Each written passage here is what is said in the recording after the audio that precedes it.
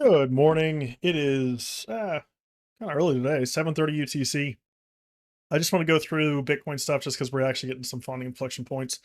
Saw the really nice gain of level and then test up at the range high, which we saw yesterday, which is awesome. So that worked out perfectly. Really happy with that. Look at the local stuff and looking at the liquidity here. Yeah, we grabbed that big stuff. We talked yesterday about 60.3, how important that was. Again, you don't short right at liquidity. You look for the eventual failure. We're starting to get a little bit of it now, not quite yet, but definitely an area of interest because the liquidity below us is starting to get a little bit attractive if we do have sweeps and lows. On the higher time frame, just look at the overall area. Let's see. So yeah, we did have that nice move up. There's still plenty of short liquidity above us, higher time frame stuff that's been building over the last 2 weeks. So yeah, I would say that right now it's very simple. If you see any localized gains of where we basically topped out of that 61.4, where that was the high target, I would expect that to have a pretty snap reaction and go back up higher. That being said, we're at a local level to fail to do some retracement because there's a lot of metrics that are like overbought. Plus, we saw quite a bit of buying interest in this area. So even locally, I think 60.5. There's quite a bit of long positions here that could be easily put out of position if there's a local failure. So we'll go through all that. Looking over at trading light. So this is where stuff gets interesting. We had some people trying to stop price. They actually pulled them right before the orders got filled, which is fun to see. But to the upside, yeah, heat map looks relatively negative. There's nothing really there until you get up to 65K. Resting orders below us, not a whole lot. There's some stuff coming in at 58K, but it's still relatively mild in the general scheme of things. This move up was nice. It did two things. It did quite a bit of short liquidations, which it was, like we said yesterday, to be expected with the amount of short liquidity that was built in from the weekend and before. And yeah, there's quite a bit of positions here that are potentially out of position, especially with since open interest was growing. This just means that people are actually longing into this as open interest expands as price moves up. So again, very interesting that we have some local stuff here. So we are potentially looking for retracement here. It's a little bit early, even on the 1 hour, but definitely an important inflection point, especially if we start losing 60.5, 60.4. There's quite a bit of stuff there. Looking at the TPO for this area, yes, we're still bouncing off it, the local one that we created today. Yesterday's was awesome. We saw the gain going on into the evening. Regain of the TPO, squeeze straight up into the next one, and then squeeze right through all that short liquidity. So where was the gain that mattered? Like we talked about yesterday, it was 58.7. So basically that retest right there, that was the regain of the level to go higher. Really nice, really clean. And then finally looking at the footprint here, this is kind of like why I'm interested in 60.5 as a level. Quite a bit of bullish volume delta, especially going back to what we saw early this morning. If we can start putting some of these guys out of position, losing some structure at 60.4 since it's already tested, it would easily allow us to start targeting lower because there is definitely enough long liquidity there. Generally, though, yeah, it's not massive amounts of liquidity, I would argue. Pretty low volume pump, but still saw lots of entering, which is why we have a lot of positions of longs here that are potentially in danger the moment we lose 60.4.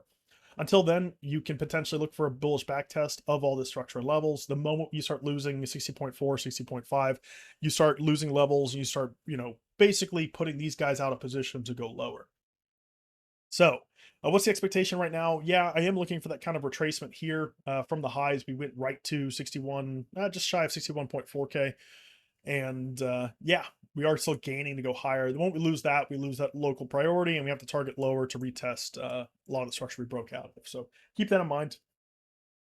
Going over to the plan with trading view. So from yesterday to today, we talked about that level. Heavy short liquidation 60.3. That is now taken out.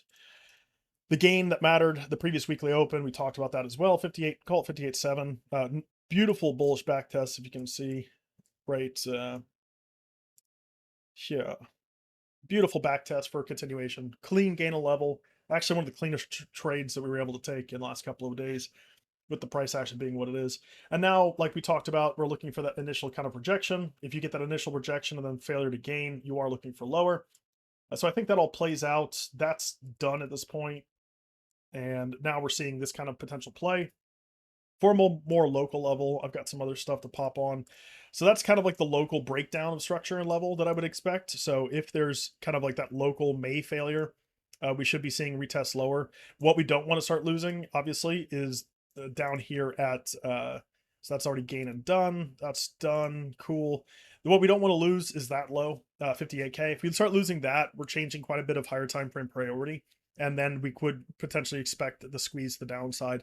The liquidity upside still strong, but we are still at resistance. This is why, if you've taken the longs, which I hope everyone did, you take profit into resistance, right? You don't immediately try to short until there's an actual failure.